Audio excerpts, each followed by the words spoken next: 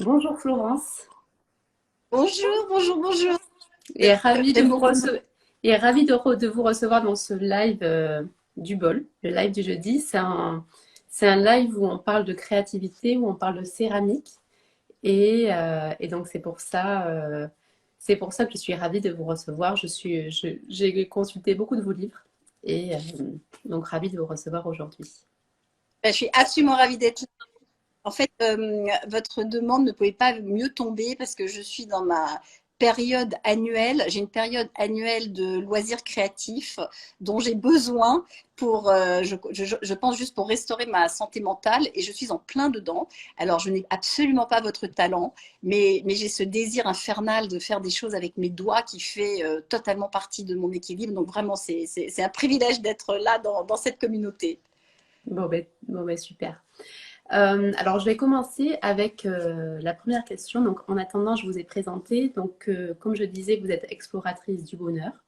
Vous partez à la recherche d'études scientifiques pour ensuite les interpréter et les démocratiser et les rendre accessibles à tout le monde à travers des livres.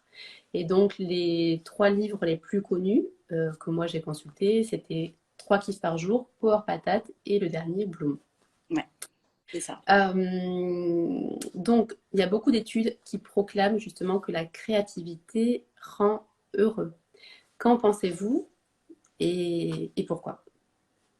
Il y a deux choses dans la créativité. Il y a l'inspiration et il y a la fabrication. L'inspiration, c'est l'élan, c'est la vie, c'est l'envie, c'est le désir, c'est la vision.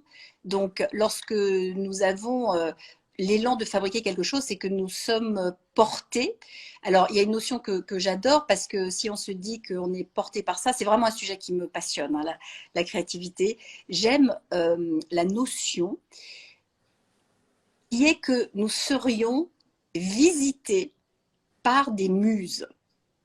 C'est-à-dire, quand on est dans des processus créatifs, on voit bien qu'il y a des jours où il y en a, il y a des jours où il n'y en a pas. Et il y a des jours où vraiment on a envie de faire des choses. Et puis il y a des jours où quand on est dans des métiers comme ça, donc le mien c'est plutôt l'écriture, c'est plutôt de jouer avec les mots. En tout cas, je dois les aligner, je dois rendre des papiers, je dois rendre des textes. Donc il faut quand même que ça sorte de quelque Hmm. part. Et donc, parfois, c'est laborieux. Et puis, parfois, c'est comme si, en effet, venait se poser sur notre épaule des Des petites muses qui mots. nous voilà, à l'oreille. Donc, ça, pour moi, c'est la partie, c'est vraiment l'élan de vie qui nous rend vital. Et d'ailleurs, quand on le perd, quand on souffre de dépression, quand on souffre d'usure, parce que tous les moments de la vie ne sont pas comme ça, ne sont pas créatifs et joyeux. Donc il y en a plein où la descente se fait. Hein, c'est comme ça absolument chez tout le monde. Alors maintenant, depuis 2020, c'est carrément comme ça. Et puis, avec tout ce qu'on nous annonce, il faut éteindre tous les médias comme ça pour Oui, pouvoir. c'est ça, il faut s'isoler quelquefois. Oui, oui, oui. Quelquefois, il faut s'isoler un peu juste pour pouvoir retrouver tout ça. Donc ça, c'est une première chose. C'est vraiment quasiment pour moi de l'ordre de la spiritualité, cette visite des muses, puisqu'il est très difficile de l'organiser. En revanche, il y a l'autre volet de la créativité qui est celui de la fabrication. Et ça, c'est quand on se met au travail de manière tout à fait volontaire et quand on a une intention et quand on a une destination, quand on a un objet dans les mains, par exemple, ici, ou quand j'ai un clavier sous les doigts, nous allons nous concentrer. Et en nous concentrant et en nous consacrant à ce que nous sommes en train de faire, il se passe un phénomène absolument fantastique qui est que l'espèce de petite voix qui nous parle tout le temps, tout le temps, tout le temps. Il y a une petite voix là, je vous parle, mais vous aussi vous êtes en train de vous parler. Et quand nous sommes complètement occupés, justement quand nos 10 doigts ou notre tête est occupée, la voix se tait. Et ça provoque en fait les moments de notre vie où nous sommes le plus heureux. Ça, c'est une étude qu'il a démontré, un très grand monsieur de la psychologie qui s'appelle Mihaly Csikszentmihalyi, qui donc a nommé ça. Ça s'appelle l'expérience optimale. Ça s'appelle aussi l'expérience de flux parce qu'il y a vraiment cette notion, c'est comme une vague qui nous emmène. Et quand on se préoccupe un peu de justement savoir comment notre vie pourrait être plus riche ou moins difficile. Tout simplement, commençons par moins difficile. La première chose à savoir de soi, c'est qu'est-ce qui nous met dans cet état-là? Qu'est-ce qui provoque en nous ce moment où on n'est plus connecté à l'extérieur, mais on est complètement embarqué dans ce qu'on fait. Et après, eh bien, on se dit, d'accord, donc je fais ça quand? Et ça, je l'explique très souvent parce qu'il y a pour moi vraiment deux natures d'activités dans nos vies. Il y a les activités qui nous donnent de l'énergie, ce sont celles-là, et il y a les activités qui nous coûtent de l'énergie. Et ça, c'est tout le reste des choses qu'on a à faire parce qu'on a tout un tas de trucs à faire. Oui, oui, des choses qu'on ne choisit pas forcément, mais qu'on est... Ou pire, qu'on a choisi mais qui ne nous plaisent pas tant que ça. Mais même quand on élève des enfants, par exemple, il y a une étude absolument démente sur où en gros, ce sont des chercheurs qui viennent voir des femmes. Et qui, vous allez. Donc, la première question qu'on leur pose, c'est qu'est-ce qui donne du sens à votre vie? Alors, elles vont parler de certaines choses, mais il arrive souvent que si une femme a un enfant, qu'elles disent que les enfants arrivent dans le top 3 de ce qui donne du sens à la vie. Ok, super. On s'en va. Une autre équipe arrive et dit à ces mêmes femmes, hein, maintenant, ce qu'on va faire, c'est que vous allez me raconter votre journée, vous allez me parler de toutes les activités que vous faites et me dire comment vous vous sentez dans chacune de ces activités. Donc, par exemple, ben voilà, le matin, je me réveille, donc admettons que cette femme ait des enfants, donc on prépare tout le monde, c'est la course, on part à l'école, j'ai un peu de trajet, j'ai pas de trajet, j'arrive dans mon atelier, là, je commence à travailler, je dois envoyer des emails parce que j'ai quand même quelques clients ou je ne sais quoi, des choses à organiser, etc. Comment vous vous sentez à chaque fois, comment vous vous sentez. Et puis ensuite, ben, le soir, je rentre, les enfants, les devoirs, etc. Quel est le moment le pire de la journée? C'est-à-dire, on a vraiment on a vraiment les degrés de satisfaction tout au long de la journée. Le moment le pire, c'est celui avec les enfants le soir. C'est le moment des devoirs. Et ce sont les foutus devoirs. Et pourquoi est-ce que les devoirs sont aussi problématiques? Pour plein de raisons, mais notamment parce que quand nous sommes en train de faire les devoirs à nos enfants, nous ne sommes pas en train de faire que ça. On se préoccupe du dîner, on se préoccupe de la soirée, on est sur 8 fronts en même temps, alors que, non mais ça qui est dingue, c'est que quand on est dans son atelier ou quand on est en train de répondre à des emails, on est plus heureuse, nous sommes plus heureuses qu'avec statistiquement. Voilà. Donc oui, c'est la question, oui, des multitâches aussi. C'est la et quand on a, et c'est vrai que professionnellement, on a parfois plus la possibilité d'être concentré. Et en tout cas, c'est un service qu'on se rend. D'être concentré. Donc, ces moments de concentration, tout ça en résumé, nous donnent l'énergie nécessaire pour faire ce qui est fractionné, difficile, pénible, froid, venteux, etc. Donc, c'est comme ça qu'on s'organise. D'accord. La céramique, tout comme l'écriture, tout ce que vous disiez au préalable, c'est un processus qui va être long, qui a beaucoup d'étapes.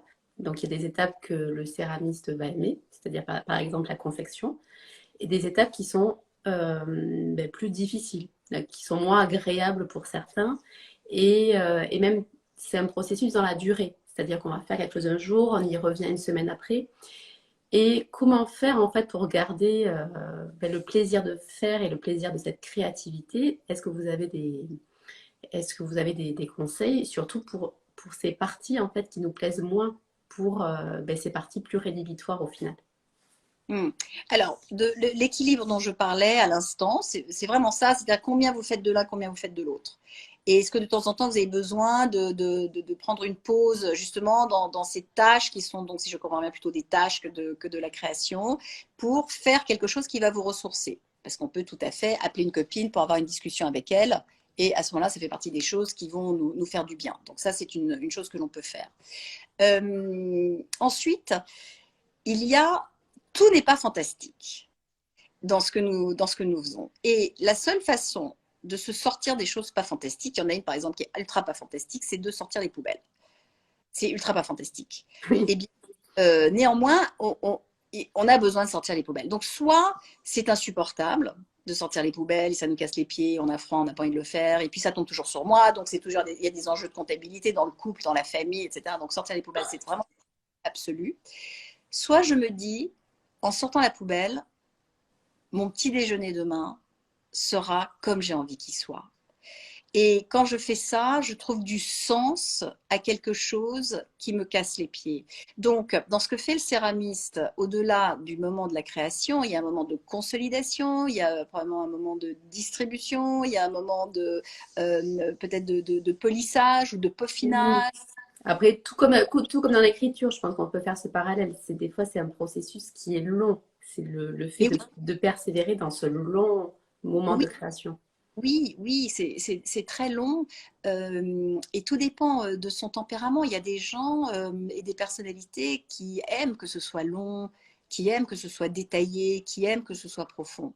Et puis vous avez des gens dont je fais partie qui préfèrent, mais toute catégorie, l'instantané.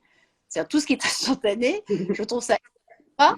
Et tout ce qui demande de la persévérance, comme je n'en ai pas de la persévérance, ça me coûte énormément. Mais donc, qu'est-ce que je suis obligée de faire? Je suis obligée de me dire que ce que je suis en train de faire et qui me casse les pieds sert soit un objectif. C'est ça, trouver du sens. C'est se dire à quoi sert ce que je fais. Et je vais vous donner un autre exemple. On voit ça aussi dans les relations amoureuses. Si nos partenaires étaient parfaits, ce serait génial. Et on les choisit, parce qu'on a l'impression qu'on les choisit comme ça au début de l'histoire et qu'après c'est fini. Mais non, on est obligé de les rechoisir tout le temps. C'est-à-dire qu'on est obligé de retrouver du sens à ce que l'on vit avec la personne avec laquelle on le vit pour que, même quand ça n'est pas aussi bien ou même quand ça Oui. coince, pour se dire qu'il y a quelque chose de plus grand. Donc c'est ça qui nous permet de monter sur l'escabeau pour voir un petit peu plus loin et on se dit, ok, je vois, c'est un peu plus... Ouais. Il y a un autre but. Comment, donc on reste là sur ce processus de création qui peut quelquefois être compliqué. Mais tout comme vous, on peut avoir le syndrome de la page blanche et le manque d'inspiration. En céramique, c'est pareil, quand on doit refaire sa collection, quand on retravaille des formes. Euh, des astuces pour ces moments. La page blanche, c'est une question d'intimidation. C'est-à-dire que nous sommes intimidés par tout un tas de choses, par ce que l'on pense qui doit être fait, par ce que l'on a déjà fait, par ce que l'on ne se croit pas capable de faire, ou par l'idée qu'on se fait de ce que l'on devrait être en train de faire. En écriture, on a un truc très simple. Il y a aussi, alors évidemment, cette page blanche en plus, mais j'imagine que c'est exactement la même chose avec un bloc de terre, ou quand on commence à avoir de la terre dans la main, c'est qu'il y a un moment où on va le casser, ce bloc. Et nous, la page, tant qu'elle est blanche, c'est très intimidant. Donc, moi, ma recommandation, et ça, j'ai appris ça justement dans des cours de créativité, c'est de faire une grosse croix dégueulasse dessus. Comme ça, la page est plus blanche. Et alors, à partir de là, plus de la salir avec les idées qu'on va mettre dans le désordre. Donc, je ne sais pas quel pourrait être l'équivalent en céramique qui fait que, ok, ça y est, on a cassé l'harmonie menaçante. Et donc, à partir de là, il n'y a plus qu'à y mettre ce qu'on va y mettre. Et je vais vous dire un truc, c'est que ça, c'est aussi une des choses que j'ai apprises malgré tout ce qu'on se raconte. On ne peut pas faire mieux que le mieux que l'on puisse faire. Vous voulez que je redise? C'est-à-dire que si je donne le meilleur de moi, ça veut dire que je ne peux pas faire mieux que ça. Donc, autant faire la paix avec ce qui est le meilleur de moi, ce que je vais donner à cette terre, ou c'est ce que je vais donner à cette page. Vous voyez, donc c'est un peu comment dire, se soutenir au lieu de Oui, c'est aussi peut-être s'enlever une pression quelquefois qu'on se met sur les épaules et vouloir toujours en fait atteindre un objectif toujours plus grand et peut-être voilà se faire tout simplement peut-être un peu plus confiance aussi. Il y a une liste que j'adore par-dessus tout. Je pense que je la case dans chacun de mes livres. c'est la liste des peurs qui a été, qui a été conçue par Elisabeth Gilbert, qui est cette autrice qui a écrit Manche Priem. Et Mm. bon, alors quand on est dans un processus créatif, on a peur de tout. Donc, on a peur de ne pas être à la hauteur, on a peur de ne pas finir, on a peur que personne n'aimera ce que l'on fera, on a peur que les gens aiment trop ce que l'on fera, on a peur parce qu'on trouve qu'on est trop jeune, on a peur parce qu'on trouve qu'on est trop vieille, on a peur parce qu'on trouve qu'on est trop grosse. Enfin, il y a toujours un truc qui fait qu'on se dit, et ça Ça me va fait pas. rire. Ah, avec quoi? Parce que c'est vrai. Et on se dit, comment est-ce que moi, je peux réaliser un truc puisque je suis trop grosse? C'est le genre de truc complètement dingue qui nous passe par la tête. Donc, au moins, elle les énumère, c'est génial. On a peur quand on a réussi, par exemple, la dernière collection, que la prochaine ne sera pas aussi bonne. On a peur que parce qu'on a déjà réussi une collection, on n'en réussira plus jamais aucune. Enfin, voilà, tout ça, ce sont des peurs, ça s'appelle des vampires, en fait. Et ça vient sucer la création. Et comment justement passer au-dessus de ces peurs là qui sont en fait dans le ben, je reçois beaucoup de messages, il y a beaucoup de personnes en fait, et moi-même la première, hein, qui souffrent de complexes, de syndrome de l'imposteur.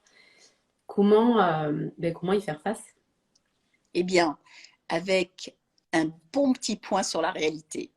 C'est-à-dire, ce qui nous bloque comme ça, ce sont vraiment des fantasmes. D'abord, il y a une façon, alors c'est épouvantable, mais ça marche, hein, c'est plutôt que de se dire je n'arrive pas à faire ceci ou c'est trop difficile, on se dit, on peut se comparer à des choses absolument pires que soi. Donc, je vais prendre un exemple épouvantable, mais là, entre avoir des difficultés à imaginer, par exemple, une prochaine collection, ou pour moi, à imaginer la nature de mon prochain texte, ou vivre dans le métro à Kiev depuis maintenant 6 mois, franchement, où est la difficulté?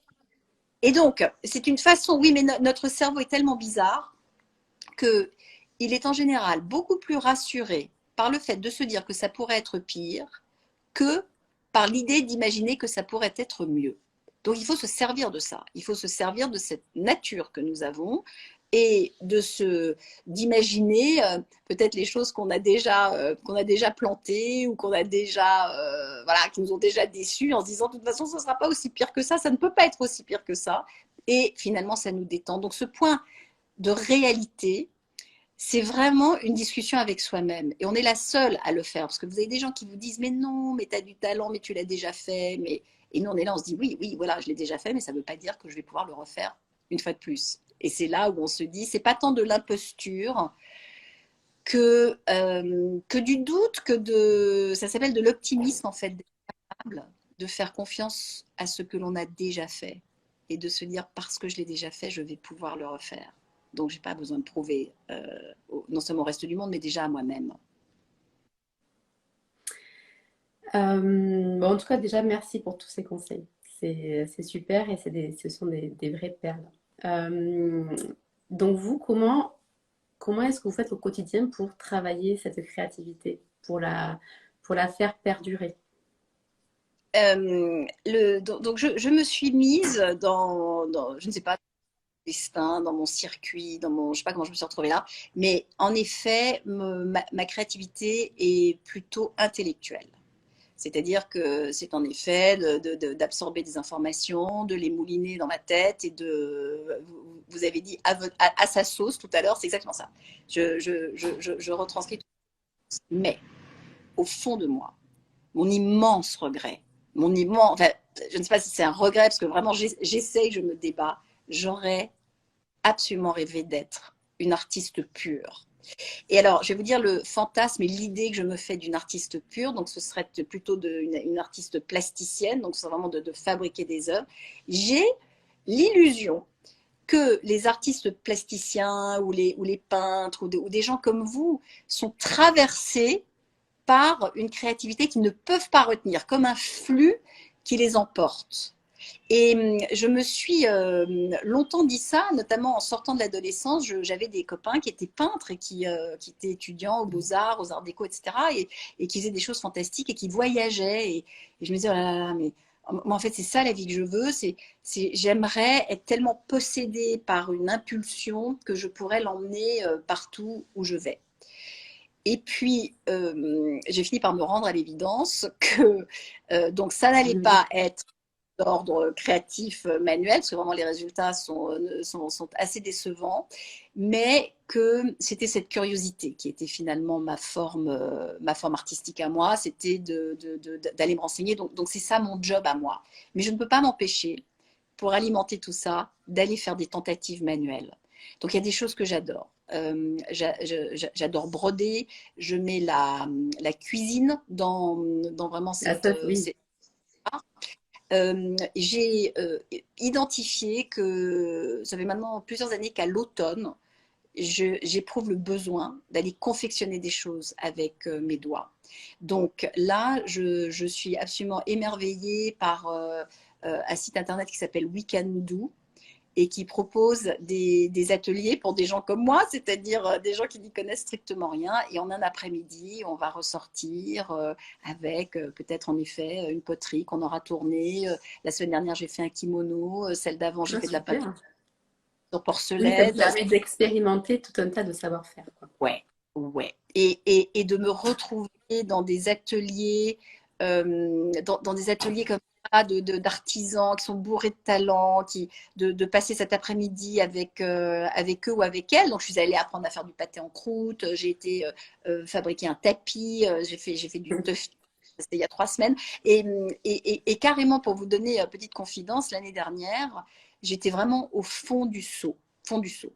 Et la seule chose qui m'est venue comme absolument une nécessité pour. Enfin, de toute façon, je ne pouvais pas faire autrement, c'était d'arrêter de travailler. Et, et donc, j'ai eu l'élan pendant 2 mois, ça a duré 2 mois et demi, de faire un travail qui était justement complètement artisanal, c'est-à-dire que j'allais chiner, j'adore chiner, donc j'allais chiner des théières, des plats, des assiettes, enfin voilà, des vases, des verres, et j'ai pensé à des messages, donc dans mon univers, donc plutôt des choses un peu incitatives ou positives. Je vous donne Oui. un exemple, des vases où au milieu du vase, il y avait une ligne et en dessous, il y avait écrit pessimiste et au-dessus, il y avait écrit optimiste. C'était l'inverse parce que c'est le verre à moitié plein, le verre à moitié vide. Donc c'était comme ça, un message à caractère plutôt de motivation. Mais j'ai passé les 2 meilleurs mois de ma vie. C'est-à-dire que j'étais enfermée avec mon imprimante à autocollant, avec ces objets que j'avais chinés. Et en fait, ça m'a restaurée. Et c'est ça qui m'a Oui. permis de ensuite prendre ce que j'avais à faire. Donc, c'est ça la place de la créativité chez moi. C'est vital. C'est mon Oui, médicament. c'est peut-être aussi vous faire revenir au concret alors que vous êtes Absolument. dans l'intellect et dans l'esprit. Revenir à... Ça me fait, ça me met dans un moment d'humilité absolue, parce que comme je vous disais, je n'ai vraiment aucun talent pour aucune de ces pratiques. Donc, je trouve que la découverte de quelque chose dans lequel on progresse, c'est aussi une énorme satisfaction. Vous avez énormément d'heures de vol autour de la céramique. Vous voyez, vous êtes Mm. une spécialiste, vous êtes, c'est comme moi, je vais avoir la même chose dans les conférences que je vais donner. J'ai des heures de vol, donc c'est sympa les heures de vol parce que on se sent quand même Ça rassure. propriétaire. Mm. Oui, non. Et puis il y a une virtuosité. Mm. Et quand, ce que peut procurer justement la découverte de n'importe quelle forme créative qui n'est pas la nôtre initiale, c'est de progresser. Et quand on est adulte, à l'école, on nous demande de progresser tout le temps, mais quand on est adulte, il faut trouver des poches de progression où on commence et c'est difficile parce qu'on n'a pas cette virtuosité. Puis petit à petit, on commence à dominer un peu et c'est sympa, quoi. Enfin, ça aussi, ça donne confiance. Mais peu de personnes osent changer justement. C'est ce principe aussi de cette remise en question et ce saut dans le vide et ce nouvel apprentissage fait qu'aujourd'hui, ben, ça peut créer beaucoup de peur chez des personnes, notamment quand ils se lancent dans la céramique, le fait d'être un bébé là-dedans, certains l'appréhendent comme une difficulté. Oui, mais bien sûr, c'est vertigineux. Alors après, il y a deux manières d'aborder tout ça. C'est soit je renonce à mon autre vie et je m'y consacre complètement, et alors à ce moment-là, c'est le saut de la falaise, là, c'est le saut de l'ange. Ouais. Mais il y a une autre approche qui est d'intégrer des choses dans sa vie petit à petit, d'aller faire un peu de céramique et puis de voir, et puis on progresse justement en le faisant à côté. C'est à ça que servent les hobbies. Les hobbies sont complètement identifiés en psychologie comme étant des sources de définition de soi que l'on ne fait pas pour travailler. Et ça, c'est complètement démontré, par exemple, chez les enfants. Vous avez un enfant qui va justement aimer dessiner. Tout à coup, tout le monde lui dit, ah ben toi, tu vas être dessinateur. Et ben tout à coup, le mot n'a plus envie de dessiner. Parce qu'il y a quelque chose d'utilitaire dans le dessin, alors que jusqu'à là, c'était juste son expression. Donc il faut bien comprendre à quel moment nous allons basculer vers, ok, je suis d'accord pour me professionnaliser, en tout cas en faire quelque chose de nécessaire dans ma vie, mais en attendant, le meilleur moment, c'est tout ce que l'on fait en plus de nos vies, uniquement par choix, uniquement par goût, uniquement par envie de jouer, parce que c'est l'enfant en nous qui vient faire tout Qui ça. s'exprime. Il va faire le contraire de ce qu'il fait par ailleurs. Oui, donc pour vous, c'est important de garder cette part de hobby et cette part de loisir. C'est complètement, comment dire, le hobby, le loisir, tout ce que nous faisons par plaisir pur est une des alimentations qui donne du sens à notre vie. Et alors, juste peut-être une autre anecdote sur la place importante en tout cas, que prend tout ça dans mon expérience et sur ma route, c'est qu'à 30 ans, j'ai fait un burn-out, mais alors total. Je pouvais plus mettre les pieds enfin, je pouvais plus retourner travailler. Donc, bref, je suis pas retournée. Enfin, voilà, ça s'appelle un burn-out. Donc, à ce moment-là, on appelait ça une dépression. Il n'y avait pas encore le mot burn-out, mais c'est exactement pareil. Eh bien, littéralement, je ne pouvais plus retourner travailler. Et ce que j'ai fait, c'est que j'avais besoin de rideaux à ce moment-là. Et j'ai appris à faire des rideaux. Et j'ai trouvé ça complètement éclatant. Et donc, comme il est dans ma nature plutôt de transmettre ce que je sais, exactement comme je fais avec mes livres, mon élan a été d'aller voir Singer et de leur dire, voilà, il va falloir que vous me prêtiez 4 machines à coudre, parce que je vais ouvrir un atelier d'apprentissage pour faire des rideaux, et je suis devenue ridologue. C'est-à-dire que chez moi, et, et donc, enfin, c'est vraiment, et on a un week-end en gros, samedi et dimanche, et samedi et dimanche, vous arriviez, vous choisissiez votre tissu, et puis vous confectionniez votre paire de rideaux, etc. Et bien de nouveau, ce truc-là m'a sauvée. J'ai fait ça pendant 3 ans, et c'est ça qui m'a permis de me remettre sur pattes intérieurement, professionnellement, et ensuite de repartir, reprendre ma vie, en tout cas celle que je connaissais.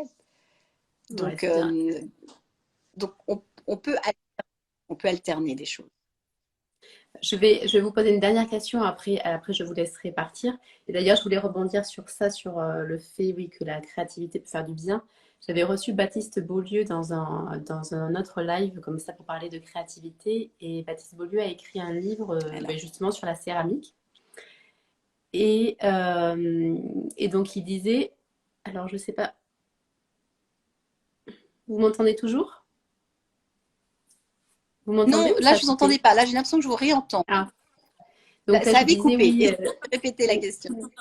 Alors, je disais, oui, avant de vous laisser partir, je voulais juste rebondir sur le fait de la créativité et du fait de se sentir bien. J'avais reçu Baptiste Beaulieu sur un autre live. Baptiste Beaulieu a écrit un livre qui parle de céramique. Et justement, pour lui, il disait ouais, que la céramique aidait beaucoup dans son quotidien et que c'était une façon d'extérioriser ben, tous les sentiments et son ressenti de la journée et ce qu'il recevait à travers ses patients dans son cabinet médical Mm.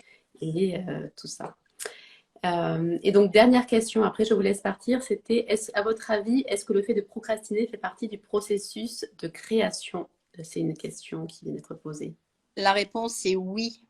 Et alors, en fait, parce il faut considérer que la procrastination est de l'infusion. pendant que nous ne sommes pas en train de faire exactement ce que nous avions dit que nous allions faire, il se passe autre chose. Et je pense que vous l'avez observé, je pense que tous les créatifs et créateurs l'ont observé, quand on doit vraiment s'y mettre, on va s'y mettre. Et donc, si on est en train de procrastiner, en gros, si on aime le temps qu'on perd, on n'est pas en train de perdre de temps. Et c'est inhérent à la question. Sinon, ce serait juste de l'exécution. Il n'y aurait pas de doute, il n'y aurait pas d'accomplissement, il n'y aurait pas, on ne surmonterait rien, on ne le ferait pas. Ce serait comme de passer la serpillière. Et encore, on doit pouvoir trouver de la poésie au fait de passer la serpillière. Mais nous ne sommes pas là pour passer la serpillière. Nous sommes là pour justement trouver de l'élan. Et l'élan se trouve quand il y a eu un barrage dont on va se débloquer. Et donc, c'est ça qui se passe. Quand la procrastination s'arrête, paf, le truc s'ouvre. Donc, c'est ça qui est bon. C'est pour ça qu'on est là. C'est pour ça qu'on fait ça. Bon, ben merci. Merci beaucoup, Florence, pour ces conseils, pour votre savoir et tout ce que vous partagez. Je sais que vous faisiez, à un moment donné, que vous faisiez pas mal de conférences. Vous Oui, en proposez toujours? oui, oui, oui, alors absolument. Donc, il y en a une à Lyon. Si jamais vous êtes dans la région lyonnaise, le 6 décembre, je lance une nouvelle conférence sur l'audace. Justement, parce que Ah, l'audace super. fait partie de la création. Ouais. Par cette notion-là. C'est vraiment ça qui donne de nouveau du sel à tout ça. Donc ça, le grand lancement, c'est le 6 octobre, le 6 décembre, pardon, à Lyon. Vous pouvez le trouver, vous trouverez tout sur soit mon compte Floss Forever, soit 3 kiffs par jour. Et donc absolument, je continue à travailler là-dessus. Et là, dans une demi-heure, je donne une conférence à Paris. Donc je vais vous embrasser Eh ben, et, merci. et courir sur mon trottoir. Mais vraiment, Ah, merci invitation, j'adore ce sujet, c'est un cadeau que vous ben, pouvez. merci. Vous avez eu voilà, des conseils précieux, comme je disais, des vraies perles. Et donc, merci à vous. Bon, je vous Allez, embrasse. je vous laisse y aller. Merci pour tout, Florence. Merci. Merci.